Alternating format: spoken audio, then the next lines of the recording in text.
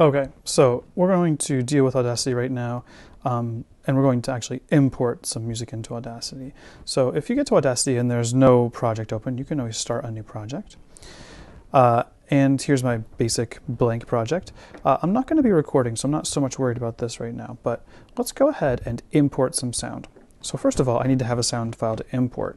We'll be doing it with this file import audio command. And you can see that if I go, I mean, even on my desktop, there are some sound files. Some sound clips from Baba O'Reilly that I used. But what I want to do is, well, let's get something a little more applicable to this class. So on Sakai, if you go into Resources on our Intro to Music Tech class, you go in and you can see that I have this file called Sound Files. So you can download any of these that you want. So if I just, let's see, what would be a good one to do?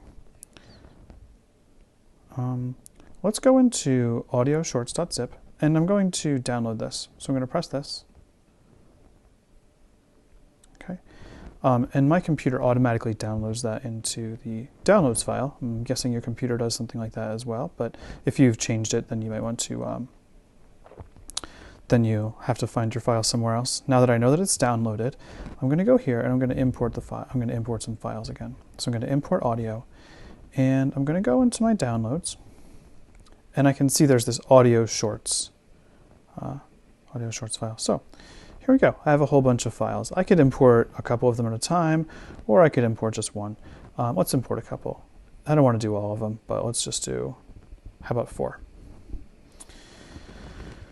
Okay, so here we go. We've imported all 4 files, and what Audacity has done is just kind of made each of them a separate track. So let's just listen to one. So what I can do is I can play them all at the same time, which is going to be chaos. Okay, but what I can also do is I can just solo each one. I can mute a track and make it not make noise.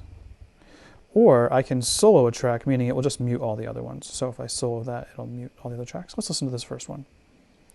Go right to the beginning and... If you really want to talk to me, you leave me a message now. Okay, so I can see there's some audio that I've put in. One way I can edit this is I can delete this track. Oops, I didn't mean to do that. Actually, I did, but if I do something that I don't mean to do, remember, your best friend is going to be the undo button. You can always undo things in Audacity. It's very powerful like that. Let's listen to this acapella thing. Solo that. We're sorry we're not home. The stars will always shine, the phone will always ring. Although... Okay, so it's another acapella thing. Let's listen to the Austin Powers one here. You can see the track names right there. It'll try to name the tracks, and then you can actually name them yourself if you want in that little menu right there. You could change it. So let's listen to Austin Powers.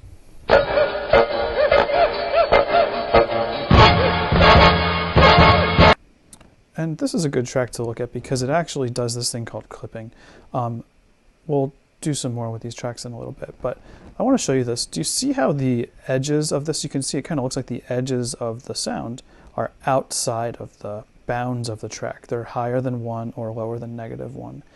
And even if I stretch the track out, which you can do, you can still see it's kind of like hitting an edge here.